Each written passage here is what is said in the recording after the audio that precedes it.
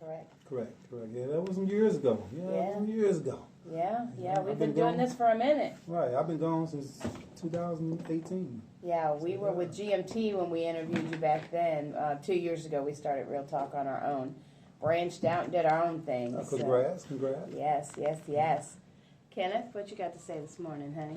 Just happy to be here. Hate that all our social media platforms are down right now. Right. Yeah. Because we really want to be live, but hey, we will post later. How's everybody surviving without Facebook, Instagram, Snapchat? I know, that's what I was just going to ask. The world is coming to an end. Nobody commit to do anything that you ain't supposed to be doing. It's going to be back up. Hey, now is the time to do some crime, though, because nobody can go Facebook Live. There you go.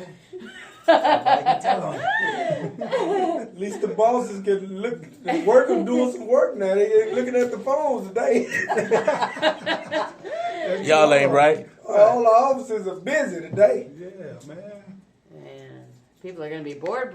No telling what's going to happen in the city of Houston. If you guys are tuning in today, definitely tag and have your friends listening too. We want as many people to listen into the show. We love having small business owners or homegrown business owners. I hate to call them small because, yes, we're not corporate, but small is just such a small word. I need another word. Though. We got to start them somewhere. Let's do up and coming. Up and coming business owners. There we go. I like that. So tell us, you're no longer with Sweetie Pies, but you do your own catering. Do you have an actual company, or you just do it on the side? Actually, I just do it on the side. I started doing it after I left. People just calling me, and they was asking me, and I just put it out there. You know what I mean? Anybody needing catering? I just start blasting on social media and everything else, and just start getting a bunch of calls. Nice. Okay, weddings, birthdays? Weddings, yep. I just did a wedding, actually. Last year was my last wedding. It was all this COVID stuff, but right. I had another one that was scheduled this year, but we had to cancel it because of the venue. It's just been a blessing, one blessing after another. But like I say, with the catering, it's just, people call, they want to eat, I'm there. Right. You got to keep your skills up. Got to keep your skills up. So the trucking company, tell us a little bit about that. So when COVID started, right before COVID started, I was doing the catering. The business was going good, and I was doing energy. Y'all know here in Houston where we can pick and choose our energy provider. So I hooked up with one of my good friends and became an energy broker, and I started doing energy. But once when COVID had hit, that kind of shut us down because we couldn't go out in the public. So what I did, I sat around and I would listen, going to the barbershops and stuff like that, and I was starting, other guys was always talking about Amazon. I'm like, Amazon, what's up with this Amazon? So a lucrative business was truck. So I sat down, I did my homework, and I said, well, if they can do it, I can do it. Mm-hmm. And so I did all the necessary homework and got my MC number, got my DOT number. MC number is where you can travel in-state. DOT number where you can travel in-state. The MC number where you can travel out-of-state. Okay. So I learned all the ropes and all the trades and what you need to do, and I went and bought me a truck and I got started. And are you strictly with Amazon, or you're doing your own thing? Oh, no, I'm doing my own thing. I call up different brokers and stuff like that. I was going to give Amazon, but they started pretty much like cutting. I got a box truck. I don't have a semi. So what they started doing was trying to cut the loads down for the box trucks. So now I just work off different load boards, and I just call brokers up, like, hey, you want to load me, take to Atlanta? Hey, you want to load me, take to St. Louis? Hey, you want to load, take to Dallas? And I just go. Nice. Yep. I actually have a friend that does that. She goes to Canada a lot. Oh, wow. She takes trucks. She takes anything that they want, cars, whatever. She's part of a group, and they pay her to drive into Canada, drop it off, and that's it. Pick up another car or truck or whatever, bring it back. Bring it back. You don't have to do absolutely no touching. You pull up at the dock, they load you up, you sign your paperwork, and you drop it off. And that's like the key of things where when you start the business, you want to try to do something that's going to be lucrative. And like I say, when the COVID hit, one of the things that kept rolling was the truck wheels. Right. Regardless of the fact that a whole bunch of things were shut down, but still merchandise had to be transported. Exactly. So had a lot of people that was eating real good during COVID. So I died right on in it. Very, very nice. So, let's see, we got insurance. What type of insurance do you do? I do life insurance. Okay.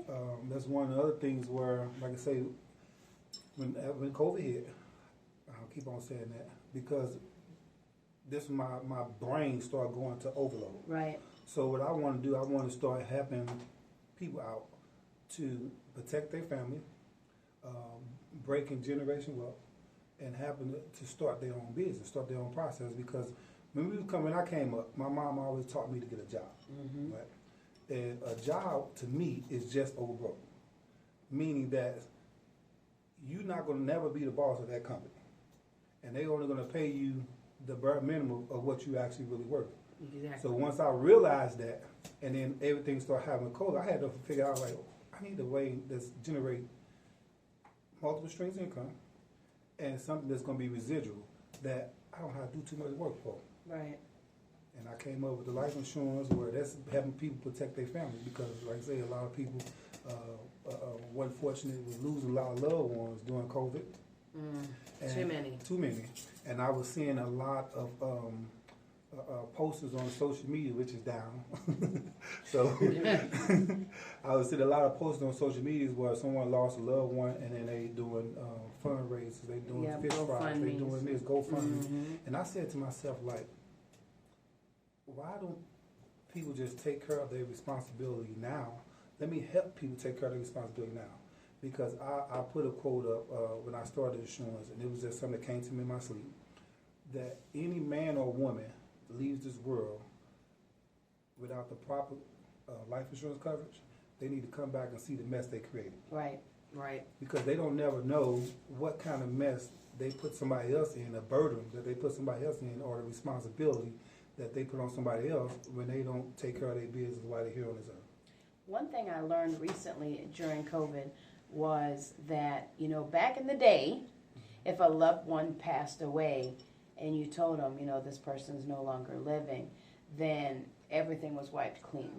Now, nothing's wiped clean. The debt goes to the family. Goes to the family. The debt goes right on to the family. Yeah, and I don't agree with that because, if you have kids, it's not your kid's fault that you didn't pay your credit card bill or that you have a balance on your credit card or you still owe on your car. And now if they're left with a life insurance policy and they're able to pay them bills, that's one thing. But to be left with no life insurance and then a mound of debt, I can't imagine why it would, go across to the family like that. That absolutely doesn't make any sense to me. But a lot of stuff doesn't, and I hate that because, I have a lot of medical bill debts based on not having insurance for several years, and I can't imagine them having to pay for that. See, you keep me informed. I'm happy with all that. I'm happy with all that because see, it's a thing that, and it's funny that you say that. Is me and my daughter been working on some other stuff. We getting to know ourselves. It's a lot of things that we don't know as consumers that are entitled to us and that we don't know, but we have to do the homework and the research to find out. Right. And that's right now we're in the process of doing that homework and that research, so therefore we can help out everybody to understand what their worth is and understand how important they are as a consumer. And let's talk about the medical bills. Yeah, we definitely need to talk about that because that's one of the reasons, we do the Power Hour is because we want to recognize small businesses, but we also want to educate people on insurance, on, what happens after you pass and all the debt is left to your family, how to start a business, different things like that. We want to be a resource that people can turn to for different information like credit and stuff like that. So I've been doing a lot of credit homework myself, just trying to fix our own credit. Yes, ma'am. Because there's so many people out there, and I know it was before COVID, but since COVID, the scams have quadrupled. Exactly. And a lot of people are scamming, saying they're going to fix your credit, and they take your money and they don't fix nothing. They say that you're approved for a loan, but you have to pay X amount of dollars to get the loan, and then they keep your money. Exactly. The big thing right now is the Cash App scam. I get Cash App scammed every day. Oh, wow. Every day. And then people are taking over people's Facebooks and Instagrams to where they're sending you a message now that says, hey, I'm locked out of my Facebook. Can I send you a code to your phone? Well, first of all, I'm not from the dummy committee. Exactly. Why can't you send the code to your own phone? Right. Your phone works. You're on it. Exactly. So automatically a red flag pops up. And I'm like, okay, why are you going to send me a code? So what's happening is they're sending me a code. They're trying to get into that person's Facebook, and they can't send it to their phone because then it traces it back to them. Or they'll say something like, or you'll get a message, because I get them all the time. Somebody sent me a message on Facebook, and I just talked to you 20 minutes ago on the telephone. Yeah. Like, well, why you didn't ask about this 20 minutes ago? You know what I'm saying? So I know that's a red flag. Right. We just talked. You should have asked me about that when we was on the telephone. So I know you're not going to send me no message through message on Facebook. Right. We just spoke. Well, everybody that's gotten into my inbox, I know them on a personal level, and they know us on a personal level. So I'll say, well, how's your daughter doing? Well, he has 3 daughters. So, of course, he's going to ask me which one. Right. Or, hey, guess who just turned 18 in our house? He knows our kids. He's going to tell me who just turned 18. Yeah. Different things like that. Somebody said something, and it was about a girlfriend or boyfriend or something. I said, well, how's your girlfriend doing? And they came back and said, fine. And I said, well, I just talked to Kelly. She said y'all weren't together anymore. Kelly's not even his girlfriend's name. Different things like that. I've had the name of CIA since I was real young. Oh, wow. Real young. Wow. I have that investigative spirit. We're supposed to be part of the police department, homicide, crime scene investigations, all that. Because that's the personality that I have. So when people tell me something, I think outside the box straight off the bat. Exactly. And Malcolm says I have an elephant storage box in the back of my head, because if you catch me off guard, I may not be able to tell you something, but give me a few minutes to think about it, and I'm going to pull it out this box. Because especially when it comes to my kids, I can tell you what you were wearing, where you were standing, exact words that you said to me, exact words that I sent back to you. And they're like, how did you do that? And he'll go to Malcolm all the time. How did Mom know that? I don't know. I can't explain it.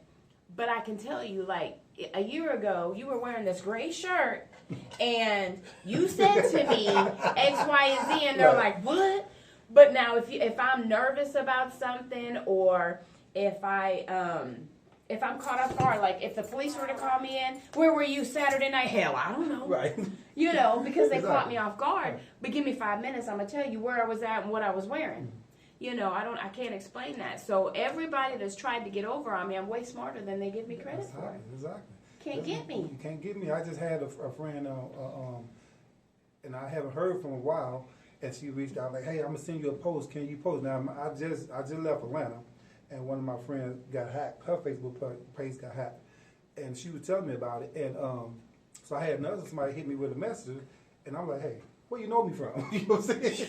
Because I want to know where did we meet? See, because this is what's name. Because only person that know those things is me and you. Mm-hmm. So before I even answer any questions or respond to anything or accept anything, where you know me from? Where did we meet? So that's the only person know that's between me and you. So now, if you answer the question correctly, okay, well now I know it's you. This is my number. Call me. Right. But I don't think they realize that even on a cell phone, you have an IP address that can be traced right back to you. Exactly. So I'm smart like that too. So I've told them, well, I have Homeland Security tracing this message right now. So you might want to go ahead and turn off this Facebook, because they're tracing it as we speak. And next thing you know, like, I can't send them a message anymore. So I might put the fear of God into them. But, on top of all the other businesses that we have, we're also vendor coordinators. Okay. And we found that that's a big scam. Mm-hmm. People are taking our posts, taking our pictures from previous events that we've done, and placing their own ads. So vendors are paying them to be at our shows, or to be at a show that doesn't even exist. Wow. So now we're fighting to try to prove who we are. So every day I'm having to send out all of our social media links and stuff. Look, all you have to do is go and you can see our track record. these are the people that are involved in our business. If anybody outside of these people are trying to sell you a vendor spot, Don't take it. don't take it. Don't take it. You know, and I even had one lady tell me the other day, well, can I talk to you on the phone? And I'm like, absolutely. You know, I text because I'm a multitasker. Right. So texting, I can text and type and talk to you and change the lights or whatever all at the same time. But if I'm on the phone, I can't do nothing else. Do nothing else. So she called me and she's like, well, I just wanted to hear your voice to make sure that you were a real person. I'm like, definitely real. Right. You know. So she explained to me that she had been scammed so much. And it's like, it's crazy that I know this has been around long before COVID. But it's crazy that it has gotten so bad. So bad. I mean, just talking about that, you know, it's even with the trucking business. Well, I'm dealing with the brokers now. Like certain different brokers, you run credit checks. You know, when you take a load for a broker, you run a credit check on them. It's one or two that I pay for a monthly service. So you run a credit check on the brokers. Now, if they come back where their credit is denied per your factoring company, it's either up to you to take the load for somebody or not, you know, because it's a chance. But like it's just like them, it's a bunch of scammers that's out there where they'll take somebody else's load, put it on load board that's not really theirs. So they'll have you to take the load and they'll get paid for it. You'll never get paid for it. Right. So I mean, it's scams. I don't know how they come up with that stuff, but I mean, you just gotta like literally just be careful with everything we do now. You just reminded me of something that happened when we had our daiquiri shop. We did U-Haul, and there was a man that came and rented the U-Haul for 3 days. And he told me when he rented it that he has a moving company.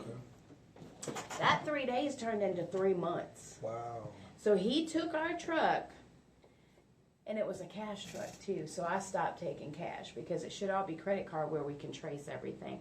But it was a cash. He paid cash in full. And we told him, you know, if you bring it back with, you know, mileage and stuff, all has to play a part in it. And, you know, you took the truck for 3 days. After 3 days, he's like, oh, I'll have it back tomorrow, I'll have it back. He kept that truck for 3 months. Wow. And the whole time was taking all these moving jobs, getting paid for all these moving jobs and not paying for the truck. And never paid for the truck. Dropped it off at a different location, all busted up. See, that's what they do. So that's why you want to have that paper trail. Yep. So that credit card, you need a credit card on file. You need this. Because you want to know these things because if somebody run off with your stuff. Right. You need to know this. Well, that's what I told you. I'm not taking cash anymore. And on their account, it said we take cash. And so many people got mad at me because I wouldn't take cash. I'm like, no, I have to come out of pocket when somebody does that. We don't get paid on a job if somebody doesn't pay. So I'm not taking that. I'm sorry, you have to go to another U-Haul. They're all over Houston. Just Google. I'm not the one. There's one down the street. Yep, Exactly. I'm not Right the down the one. street. Yep. And you're not taking food out of my kids' mouth today. Sorry, it's not happening. You have a credit card, you know. And I even had somebody call me and say, "Do you need a driver's license to rent a U-Haul?" I said, "Well, somebody needs a driver's license. You know, preferably the driver. Are you going to be the driver? Yeah. Well, you got to have a driver's license to drive. Exactly. So therefore, you need the driver's license to rent it."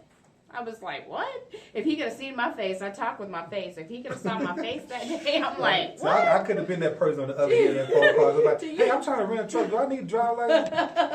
Well, won't you hang up and think about that question, then you call me back. You know what I mean? Because right now, I'm not going to even answer that question. I know my face gave all kinds of weird looks because I'm like, do you have to have a driver's license to drive your car? And if that call was recorded, right? You can get insurance. They got this insurance now, where you don't have to have a driver's license. Yeah. Wow. Well, that's good because you know I don't have a driver's license right now. Well, you can get insurance. Because of a damn traffic ticket. Yeah, Oh, wow. Yeah, I've had my license since I was 16. See, this is why I love for things like this happen because it all starts somewhere, and that I mean, the stuff that we're working on has all the stuff that's in play that you hitting on, and it's crazy and ironic that we have this discussion about that because who gave you a ticket? Galveston County. Galveston County. Okay, so when they gave you a ticket, what did they consider that as? Traffic ticket. That's right. But a traffic ticket is what, a form of a what? Like you got to give me some money. There you go. So a bill. So it's a bill. So if somebody say that you owe them something, it's considered as what? A debt. A debt. Okay. So what I'm learning You know what I'm saying? I ain't gonna put too much out there, but what I'm learning is any person that's in a badge or wears a uniform is not allowed to give us debt. And that's in the law.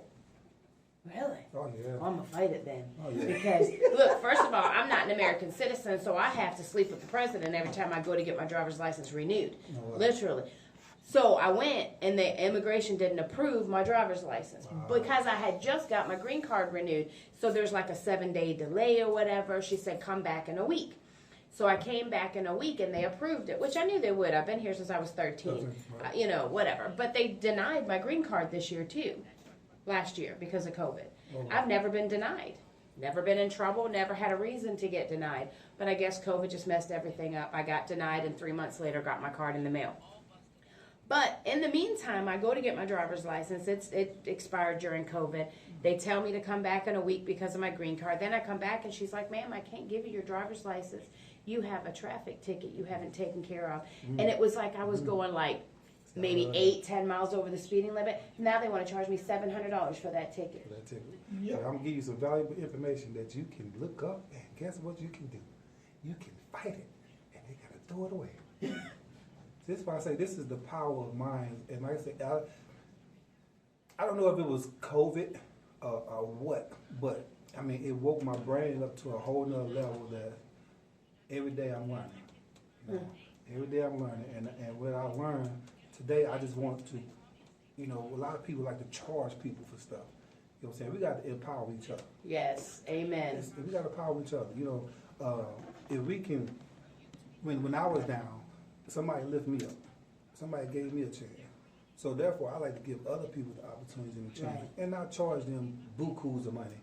For what? Right. You know, we're supposed to empower each other, and then because your blessings come more, so we Right. empower each other instead of just always trying to charge somebody a buck. That's our motto for sure on all of our businesses. You know, especially when we had the daiquiri shop, we had somebody reach out to us from Livingston, and they wanted to open a daiquiri shop, and she asked me if she could ask me some questions. I said, yeah, but it's easier if you come in, because then I can show you and tell you at the same time versus doing it over the phone. So her and her husband drove in, boyfriend, husband, whatever, partner drove in from there, and I sat with them for 4 hours and gave them the scoop on everything. And when the conversation was over, she's like, why did you just do that? I said, what do you mean? She said, why did you just spend 4 hours with me telling me everything that I needed to know to open a daiquiri shop? I said, why wouldn't I? You're not my competition. Why wouldn't I want you to be successful? You know, it's not like you're opening down the street and I got to worry about you taking my customers. So why wouldn't I? She said, I can't tell you how many daiquiri shops I called and they all refused to help me. Well, But the thing about it, there's enough money out there for everybody. plenty of money. And I don't get that because it's really bad more so with women than it is the men. Men are more forthcoming with information, I find. In my circle, in our circle of people, the women are the ones that are, you know, standoffish and feel like you're their competition and they don't want to uplift each other. Yeah. That's what, like, a lot of people that I work with and I deal with on day, I help them. Everything that, because I mean, it's been bumps and stuff that I learned from my own mistakes. So I help people to understand when you start in a business, how to start it. And I learned from my mistakes, so therefore I want you to learn from my mistakes so you won't do the same things I know or did. Like when I started my LLC, I gave my home address as my business address, okay? So that's a big no-no, but I didn't know that, you know? I gave my cell phone number as my business number, which I didn't know that. Right. Because, okay, so what people don't understand is on that term is when you start your business, when you start your LLC, and you want to get funded from the bank, okay? When they go Google that address that you put down for your LLC, and they come back and see that it's a residential home, the banks will consider you as not really a business. Right. So you're working out of home, so guess what they're going to do? Deny you. Right. So I found all that out, but I switched all of it now because, you know. Yeah. A lot of people don't understand that insurance. Oh, yeah. You cannot sell insurance if you do not have a brick and mortar building. Exactly. You cannot sell auto insurance or home insurance if you do not have a brick and mortar. You have to have a brick and mortar. I didn't know that. I actually watch a lady on Facebook that sells insurance. She goes Facebook Live Well, she may have one. I mean, she's in her home when she goes Facebook Live. Yeah, well, I got a home office, but I also have a physical office. Oh, you gotta You have have it. to have right. somewhere. Okay, that makes sense. You have to have somewhere to hang your license, because if the state comes to inspect and your license is not at your business, at your home, Right. That makes sense. yeah, you suspended. Yep. That makes sense. Yeah. Our travel company, we're all home based, but I find having a storefront makes you more replicable. Yep. And people can actually come in and look at your books. They can sit with you while you look through the quotes and stuff. So that's why we moved when we got this building, that's why we moved our travel agency here, because I wanted a place that you could come and sit with me and I could do a quote with you in person. Right. But if you wanted to call me over the phone, you still could. You still had that option. Because I personally want to know that you're a real person and you're not taking my credit card information to do God knows what with. Yeah. Because people are having to give me their credit card over the phone. On the phone. And I'm not even comfortable with that, because if anything happens with that credit card, I feel responsible, even though I didn't do it. Yep. It's like, even like say with the restaurants nowadays, you know, I called in the order. I had to take some crab legs the other day. Ooh, boy, I had to take crab legs. And I called it in because I know they always be busy. You know, so I called my order in, and I go to this place all the time. And one thing about me, I don't give my credit card information or tell. I don't care who you is. I'm coming to you. I don't, Right. because I want to see you do what you need to do, and that's it. You dispose of my information. So the girl say, well, I need my order like $100. I ain't them crab legs and went up so much. I was like, ooh, oh my God. You know what I'm saying? So I'm saying to myself, was it just because was it $100, or was it because I talked to the manager. I said, let me ask you a question. Would you feel comfortable giving your credit card information to a stranger? I said, I don't care if it's a business or not, over the telephone. Your order is this. When you get here, this is your total. And then you swipe and do whatever, because I'm giving you all my numbers, my zip code, I'm giving you my PIN number, my security code on the back, I'm giving you all this stuff. Mm-hmm. You can call anybody, and you're writing this stuff down, you call anybody, and with those numbers, you can purchase whatever you want. Yep. So therefore, me just how I am, I'm cautious about. I don't do that. Right. Yeah, it's a spot over there right in our neighborhood, Barker Cypress. Well, yeah, I think we're talking about the same spot. Yeah, That's where and you cannot place an order without giving them your credit card. You got to give them your credit. I mean, I have went round and round, and I got to the point where I told them, I'm not at home. I don't have my credit card with me. Right. I'm not at home. Let me speak to the manager. Is it next to like a swinging place? Yeah. Okay, well, I'm talking about the same Over place. there by Look the at the guy chicken that's place. in jail right There you now. go. The same place then. Same place. Same place. I don't remember his name off the top of my head. Let me see if I can find it. But he's in jail right now for stealing credit cards from customers. Yeah. And I mean, people used to do it all he the was just the time. manager. People used to do it all the time. Back in the day when I don't know, I'm from St. Louis, so I know y'all probably out here in Houston. They didn't have Ventures. That's why all the Ventures closed down. Y'all remember Ventures? Yes. The store. That's why they all closed down. Y'all lived in St. Louis for 11 years. Oh, see, there you go. So you know the story behind Ventures closed down. Oh, I didn't hear the story. Oh, no. because the employees was taking people credit cards, and they would, and the company was like, oh, we don't know nothing about that. So everybody who has came, that's what it was for. Everybody who has a credit card purchase or these big purchases was from People the employees that purchased at that were Ventures. stealing stuff. So that's Wow. why Ventures shut down, because it had so many lawsuits. It was ridiculous. Wow. Yeah, there are a lot of people doing that at Walmart. Oh yeah. That's why they stop you from giving the tellers your credit card, because what they would do is swipe your card and add a gift card onto it. Yeah. Yeah. If you don't look at your receipt, how many people look at their receipt? Exactly. So when you get outside the store and you go back in there, they've already got a gift card and it's gone. It's all Well, wrong. I'm one of those people that look at her receipts. Even if we go out to eat at a restaurant, I'm looking at You everything. got to. You got to.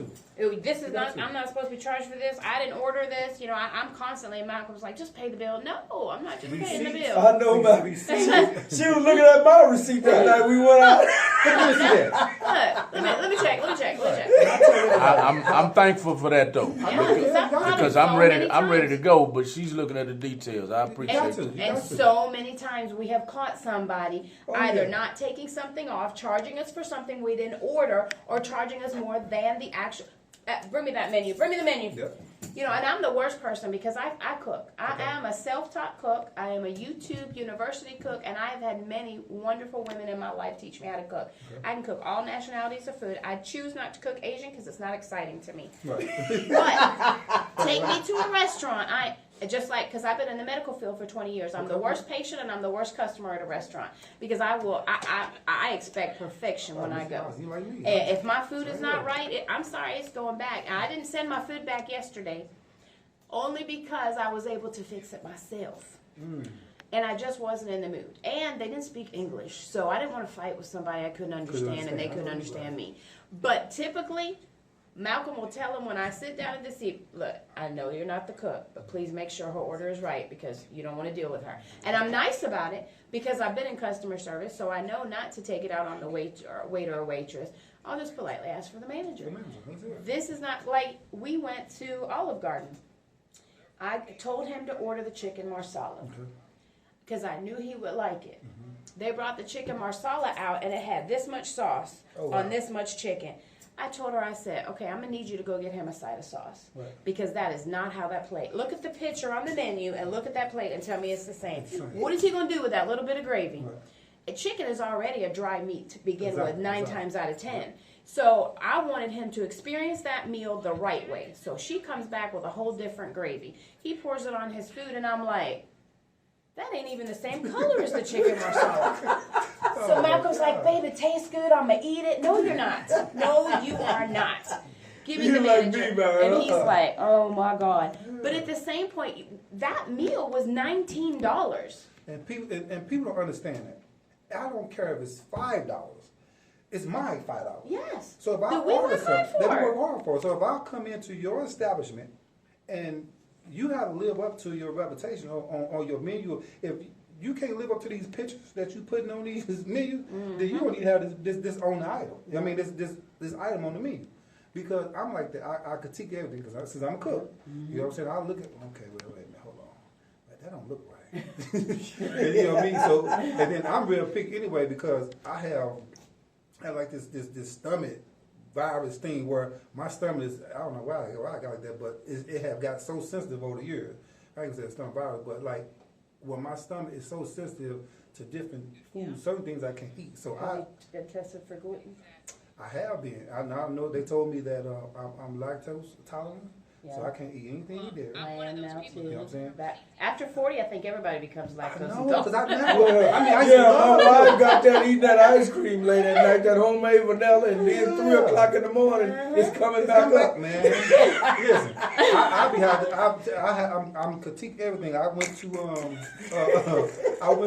Sorry, Stephanie. right. Yeah, I'm sorry. But we went to and I didn't know this. I love smoothies. Okay, so I go to Smoothie King and I order a immune builder. Right. I didn't know that immune builder have dairy products. in it.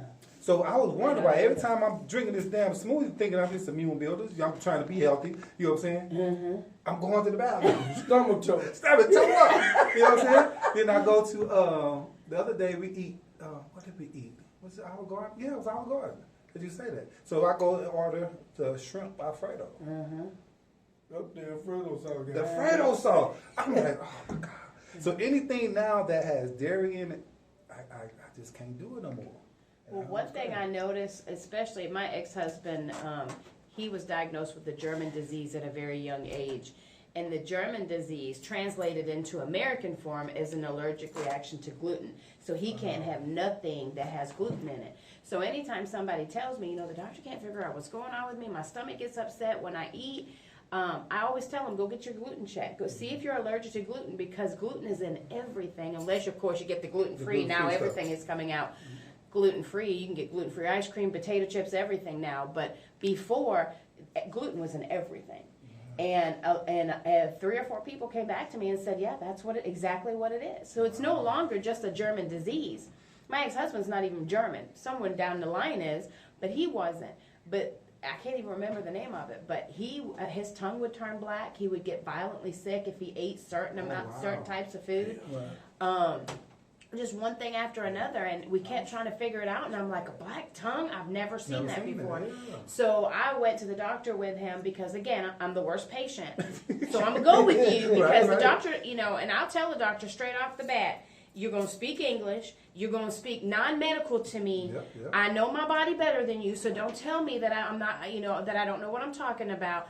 In fact, I'm about to go off on my doctor today because I just got over COVID in the last month. Okay. And I'm dealing with COVID, and he took me off my medicine at the same time. So now I'm dealing with COVID, and I have a hole in my esophagus. Okay. So my stomach is trying to come up through the hole, which causes heartburn, indigestion, feels like I'm having a heart attack. And he sent the prescription to the pharmacy. The pharmacy needs additional approval. So I'm going back and forth all week last week between the pharmacy and him. They both say they've done their job. Well, guess what? I'm about to go postal on this doctor today because I don't play when it comes to my health. You know, especially like, you know, I've learned over the years that you have to get a second opinion because I was diagnosed with Barrett's esophagus and treated for 8 years to go to a Barrett's esophagus specialist to be told I never had it. It's not curable. Wow. Yep. So when he went in, surgically went in, you know, down my throat or whatever, the camera, the whole 9 yards, and looked, he said, you don't have it. I said, what you mean I don't have it? I'm cured? He said, there's no cure for it. Barrett's esophagus turns into esophageal cancer. There's no cure for it. I said, well, they've been treating me for 8 years. He said, I don't know what they've been treating you for, but you don't have it. I want my money back. Exactly. I want it back. What's the doctor who put Exactly. Because it got so bad with my stomach issue. You know, like you say, I went to the doctor here and I just ain't like what he said. You know, so I called. My brother lived in Arizona, and then my grandson, had an older grandson, he has cancer. So my daughter live in Arizona now because it's a lady named Dr. Fatima. She's an all natural doctor. So we went out there, and for him we was trying to not go the chemo way. Right. We wanted to try to get rid of the cancer in a natural way, but in Missouri, I don't know how it is in Texas, but in Missouri, that if your child diagnosed with cancer, and if you deny the chemo, the state take over. Yeah. So we wind up going into a natural doctor. But anyway, making a long story short, I went out there, and there's a horrific doctor, and she pinpointed the problem like that. She did a little test on, put my hand like this, and put these two fingers on every organ in my body. Every organ, and if she can pull my fingers apart, that organ was weak. So she gave me all natural stuff that healed that. Wow. So like I say, when I asked, I said, because I love milk. She said, but I can't help you with that one. Because it's just your body. You He don't gave no weed this shit. This is a cure, right? And it was amazing. Like I started taking the calcium that she gave me, and I'm like, I felt so much better. But I don't like I say a second opinion. I'm just learning that, you know, how these doctors deal. You know, doctors make a good salary. Right. You know what I'm saying? But they make majority of money off pharmaceuticals. Right. So have you ever heard a doctor say, well, let's try this? Mm-hmm. You heard that? All the time. So when the Oh doctor, yeah, as far as medicine, yes, not natural. Yeah. I mean, medicine wise, let's try this. Whoa, you a doctor? Mm-hmm. You both know. I work for doctors. I know exactly how they do Yeah, it. I don't want you telling me let's try something. Mm-hmm. I need you to let me know that works. Mm-hmm. You know what I'm saying? Oh, well, we got to take you off of this because that didn't work, so let's try this. So they're using us as guinea pigs when it comes to these pharmaceuticals, and then that's how they get their commission or their checks, their big money. And the pharmaceutical companies come in and they give you all this free stuff so that Oh, you will promote their company, promote them. And I worked for a doctor's office. I'm not going to mention any names because part of her office is still operationable. Okay. But when the pharmaceutical companies would come in, you know, they would have so many options for the patients, and diabetes was a big one.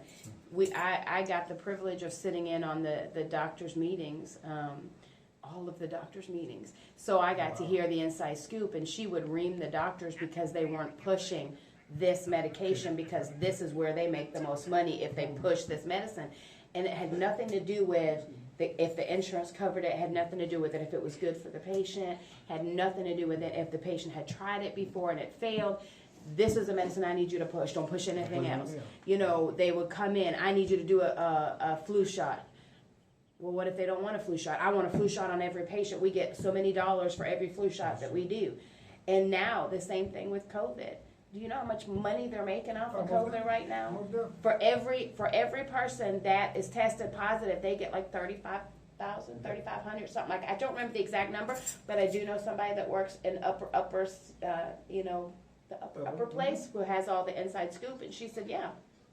So you might be going to the hospital for actually the flu, and they're diagnosing you with COVID just so they can get that money. And with me, when you have a doctor, and I tell all my doctors, I've had some good ones, but I've had some that I've had to fire because if you don't have 20 minutes to sit in here and explain to me what you're talking about, in my turn, don't even come in. Right, in my turn? Yeah. Not a doctor turn. Yeah, exactly. In my turn. But I understand doctor talk. Right. But I want you to talk in my language because what if, my daughter or my son was in here, they didn't understand what you were saying. I need you to break it down for me. How did that happen? What are you going to do to treat it? I mean, I ask questions and the doctor's like, why aren't you in the medical field? Well, I was supposed to be.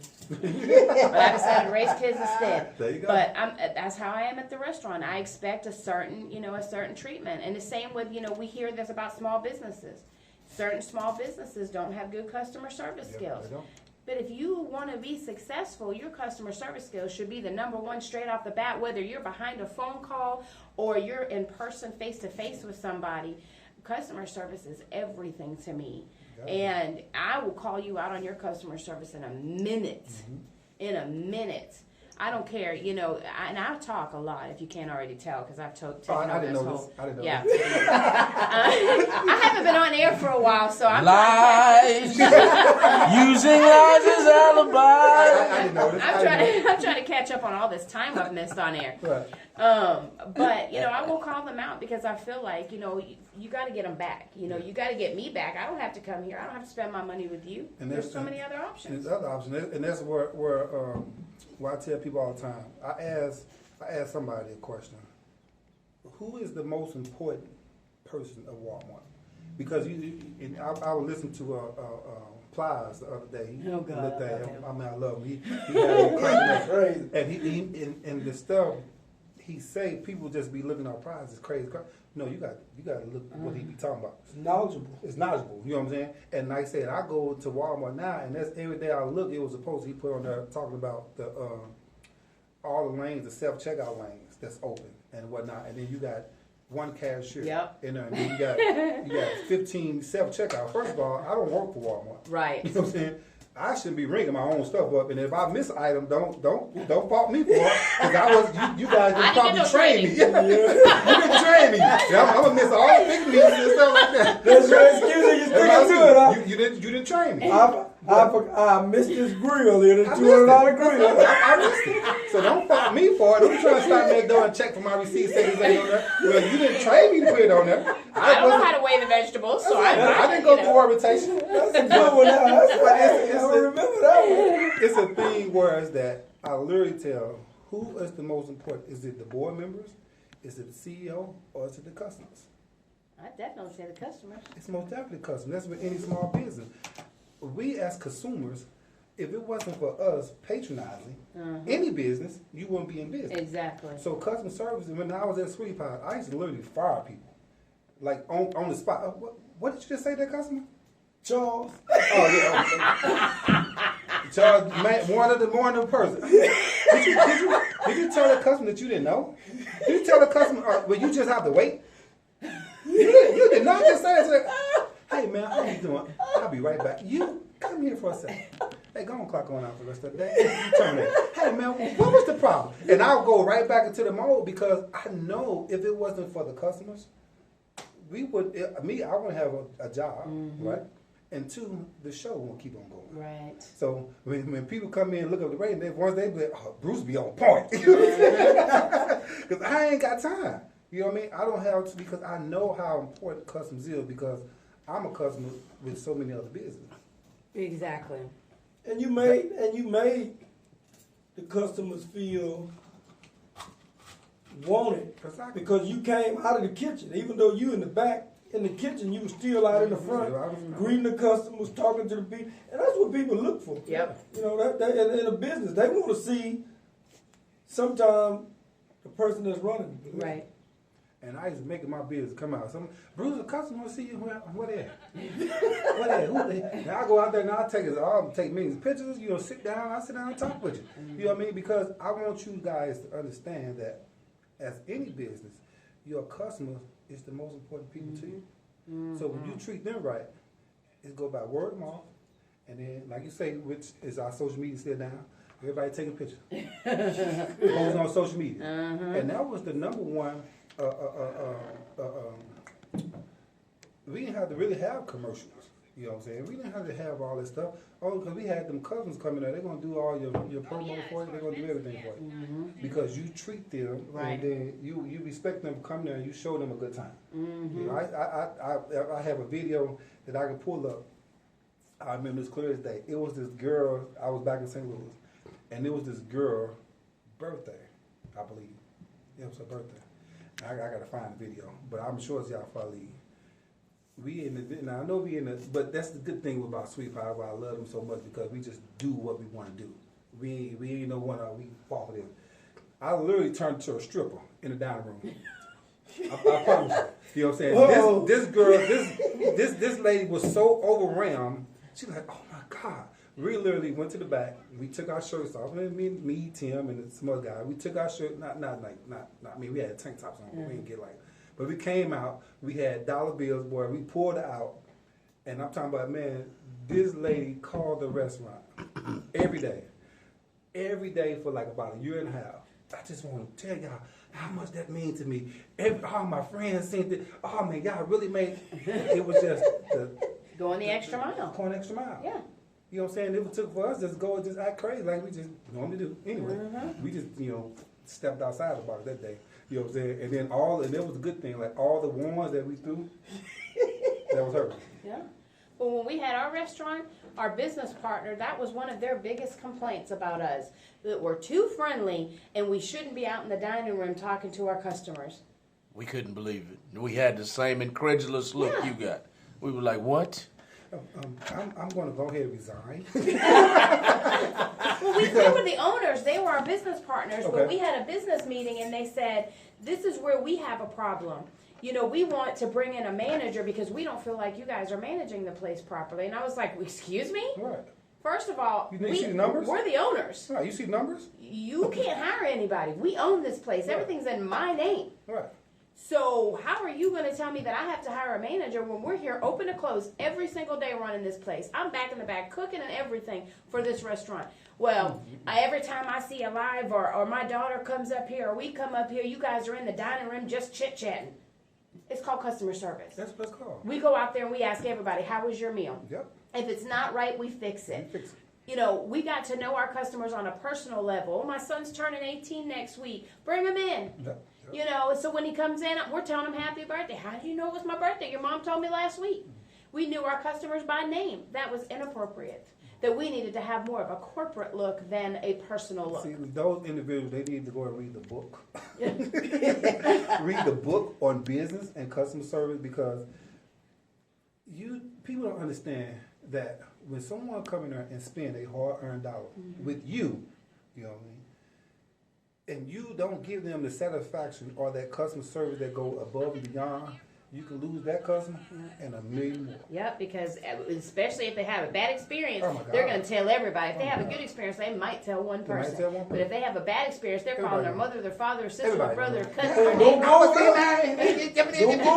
there. Hey, we're going to go to Dagger's. Don't go there. I was there last week. And one thing that I know I'm proud of, and I'm speaking for myself, and I know Malcolm's proud of it too, but speaking for myself, when I would hear the reviews or people talking about us, they always said the owners are the sweetest, nicest people you'll ever meet. That's what's up.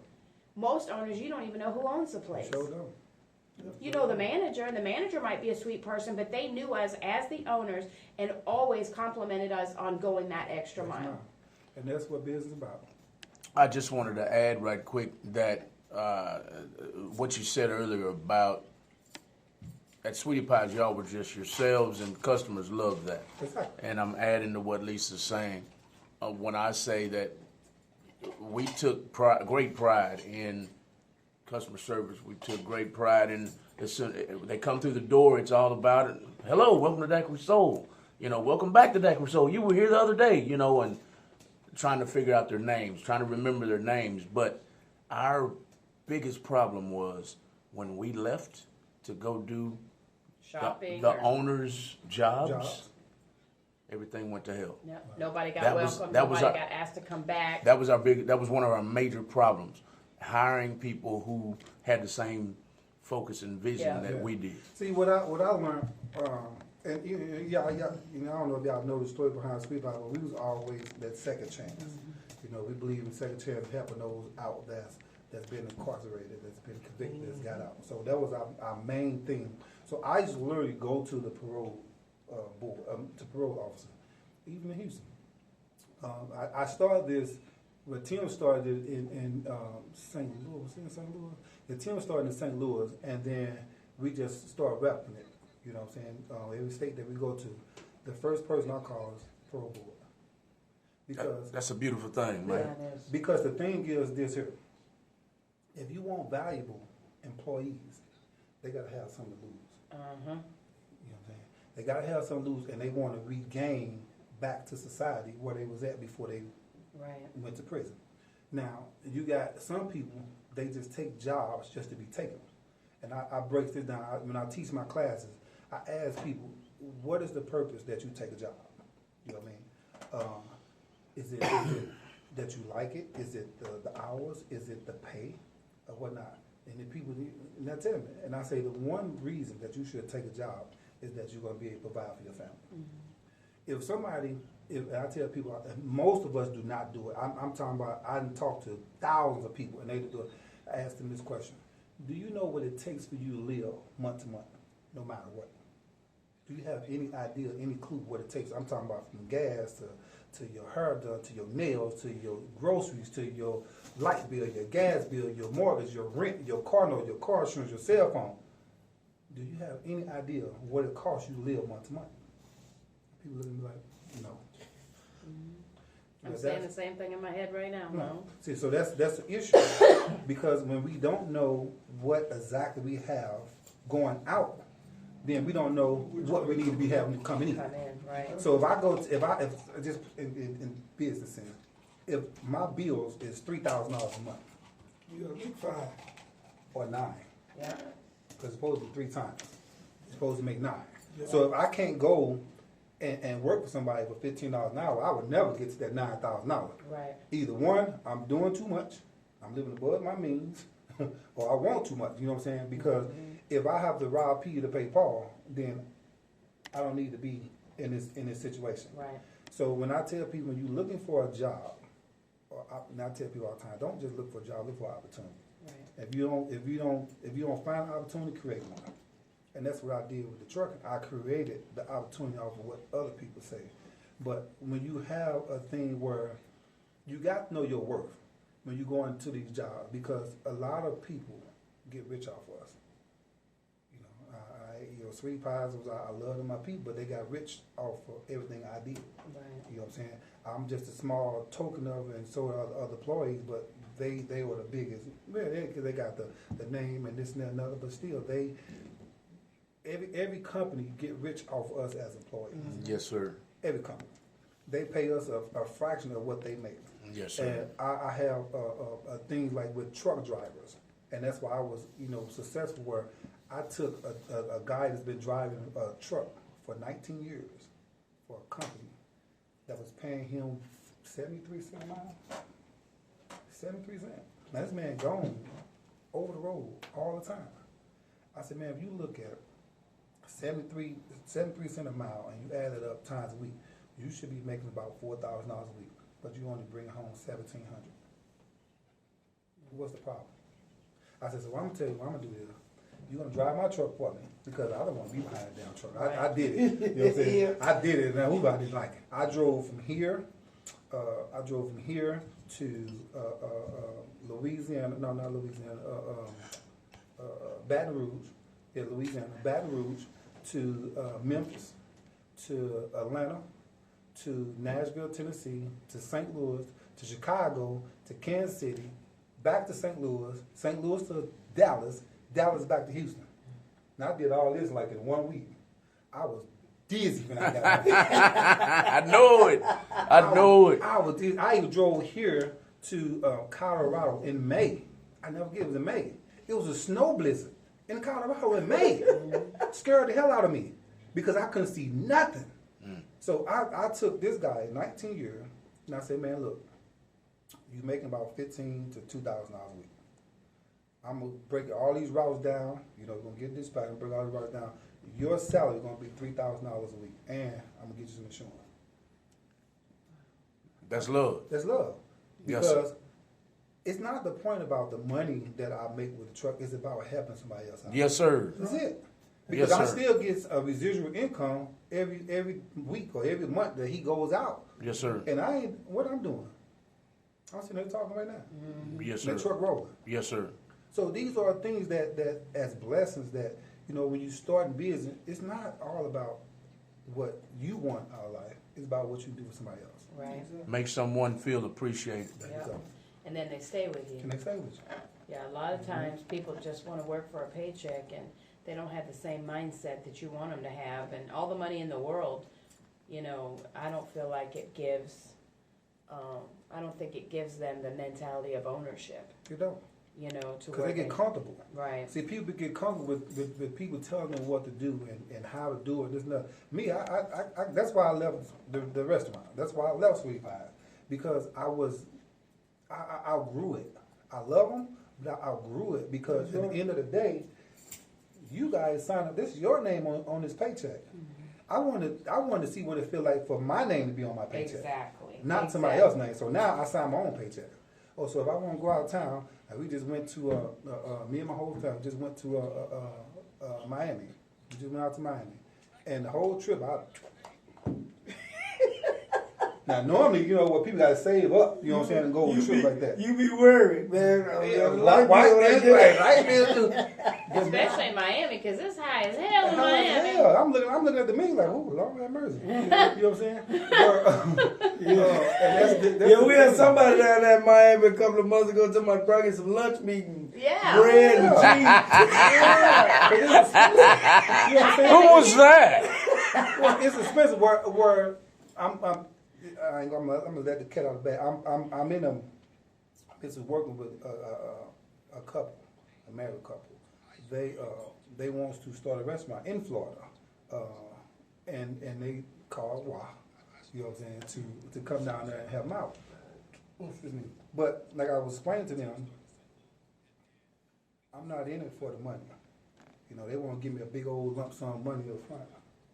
Yeah, See, but with the expectations is with that lump sum of money. Yeah, but if I was my old self that didn't know no better, you know what I'm saying? That didn't know no better, I was like, oh, let me get that. So I came back and said, well, no, this is what we're gonna do. I'll come down there and I'll help you guys get started, and I'll help you guys, you know, get it where it's like clockwork. You guys don't have to do nothing. It's everything. I'm gonna lay everything out small, but I don't want no big salary. What I want is a monthly check. As long as these doors open, this is what I want. Entrepreneurship 101. There Yeah. you go. So therefore, as long as your door is open, I get a salary. So guess what? I just created another stream of income, and I'm not even there. So how do you, what's the word I'm looking for? How do you know and are confident in knowing that check's gonna keep rolling to you while they're open? Well, the people who they are, and then you gotta get lawyers involved. You know what I'm saying? You know how to get lawyers involved, and the people that they are trustworthy people. Okay, good. You know, their reputation speak for itself. Everybody that knows them, they speak for, and they just want to bring something to their city that's not there. Nice. So they are really eager and hungry to bring it there. And like I say, once the lawyers involved, Right. you just draw. Because, the you know, there's contract. people out there that would let you get their restaurant open, get it to where it needs to go, but like, well, we don't need you anymore, so why do we have to pay you? Yeah, because it's in the contract. Yeah. That's the thing where everything now is a contract. You don't want to do handshakes no more. You don't want to do. No, you do sure the- don't. You know, Sure You know what I'm don't. saying? You don't want to do the I got you later. You know what I'm saying? You don't want to do those things no more, or based off of your friendship or your family. You don't want to do that no more. Right. If you want to just be a legitimate business, come on, we need to get a lawyer, we need a contract, we need to join up, because if this contract is broken, this is what can happen. Right. You know, so you won't make them aware of things beforehand, and then just keep everybody honest. Right. That's it. Breach of contract. Yeah. That's it. So what you got coming up? Give us a little bit about which I know we're running short on time, man. What you got coming up? But right now, like I said, what me and my daughters are working on, man, like I was telling y'all, is getting to know ourselves, getting to know that the rules of what that things that we are tied to that we as consumers don't know. You know what I'm saying? We don't know, like I was explaining to you guys about the speeding tickets and the fines and stuff like that, that's given to us daily. That's against the law. By law, they can't do it. So with those things that we are learning, I mean, it's a lot of study because it's a lot of, and it's all law. There's all different laws that you got to, this law reflects this law reflects this, everything go hands in hand. So we are working on that as well as me, just, you know, doing another truck, going to Florida, getting this restaurant open, and just that, you know, the credit, all this stuff, you know what I'm saying? When you go into banks and apply for loans, we get denied based off of credit score, right? Which we shouldn't, because these things are entitled to us. But if we don't know, and if we don't educate ourselves, then we just gonna be lost and then keep on letting these banks deny us. Yeah, and not to interrupt you, but I schooled a young man a couple of months ago. He said, "Well, I want to go in the bank to get a loan." So a lot of people don't understand that if I want to buy a house and that house is there, you can go in and use that house for collateral without even owning it. Yep. See, a lot of people don't know that. You can flip that on the bank, but the bank is not going to tell you that. But you can go into the bank and say, "Look, I want to buy this house. This house is $45,000, and I need $15,000 to fix it up."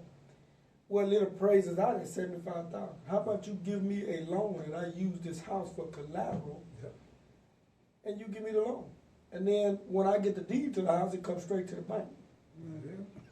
See, you gotta know the language. If you can't go in there and talk the language, then you look. Because the first thing they say, your credit is not good enough. Wait a minute, my credit doesn't matter because I'm coming in with collateral. Right.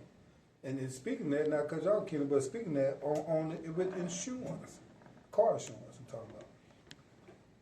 Well, they violating our constitutional right by asking us for our social security number when we go get car insurance. But we don't know that. We Because just they're hitting you with a soft hit on your credit. come on now. And then based off of your credit score, wait a minute, hold on, wait a minute. So we talking about car insurance or we talking about credit? I need car insurance because y'all say it's a law that I need the minimum amount of coverage. What do my credit have to do with anything Right, about exactly. the car insurance? That's that question too. Yeah, it's a lot of stuff that they pass on us, and if we don't go do our research and our homework, we're going to continue to let them keep on getting over. Now, you was talking about the properties. Well, I've been teaching Airbnb, you know, because a lot of people, with this COVID stuff, a lot of people, if I would have knew this stuff 20 years ago, man, Yes, sir. Bentley money. oh my God, it's like mind blowing. Where, like you were saying, on the Airbnb, people think that you have to own the property to do Airbnb. You don't. I can go rent a house, go rent an apartment, get some rent insurance, because that's on the Airbnb required, is rent insurance. Get some rent insurance, and I'll put it on Airbnb. See, people think For double For what, double. what you're paying. what you paying. True. So where people is paying, like there's one particular property we got $1,400. We ran out $1,400, but we charge $185 a night for Airbnb. The property stay booked. It stay booked all month long, unless I blocked out the dates. Right. So if you're looking at $185 a night times 7 nights, a lot of people's doing that instead of going to the hotel, because one, the hotel, and this is a whole other story we got to get to another whole time. Because I used to be the person that stayed in hotels, and now hotels, they charge us so much money. And if you have a big family like I have, you're going to have multiple rooms. You're going to get multiple rooms. So why not just get Airbnb? It'd be much cheaper and affordable. Right. Just get everybody in one. Then on that, the hotels, they taking away the breakfast because of COVID. They Right. blame it on it. Yeah, yeah, They closed the weight room down. yeah. The pool. They closed the pool down. Yeah. But guess what they still doing? Charging you for all Oh of it. my God. And that's why I got mad in Miami because the lady tried to charge me a resort fee. Yeah. And I said, I'm not paying a resort fee. First of all, let me tell you how this is going to work. I'm a travel agent with a huge company. You don't want a bad review from me. There you go. You are not going to charge me a resort fee for a piece of shit hotel Yep. that has not got anything in it that says resort. No pool, no breakfast, no coffee. I couldn't even get ice for my room. You Right. give me a Ziploc bag that doesn't even close with a couple of cubes of ice in it. It melts before I even get back to the room. Yep. What part of this hotel is a resort? Yep. She said, well, ma'am, that's just our policy. I said, okay, well, you got one choice and one choice only. You waive that resort fee, Yep. or you sit back and watch how my review hurts your Hurts our business. And people don't understand that. And we need more people like you to step up. Me, you, Kenneth, Malcolm. We need more people like us to step up. Because as long as you guys keep letting business do this, this is what's going to happen. Mm-hmm. Not saying we want to hurt nobody's business, but we want to make them understand that me coming there versus going over here or over there, it should be important to you. Mm-hmm. So therefore, if you guys, and I know, I used to stay at Marriott all the time, and I told the general manager, I say, man, the price that you guys charge for a room, and this thing with me, I'm even though I got a little money, just a little bit, I'm real conservative about it. So just because your room is $200 a night and somebody else's maybe $100 a night, I'm gonna go to $100 a night room. One, if I'm on vacation, I'm not never in the hotel nowhere. Nope. Yeah, I try to tell my wife. No. I'm not never in the. I'm We on just need vacation. somewhere to drop them bags. That's it. Drop a bag, take a shower, and maybe sleep for 4 hours. That's it. And I'm gonna say 4 because you know what I'm saying. We be on the go. So I'm saying, why pay $300 or $400 for a room that you're gonna stay?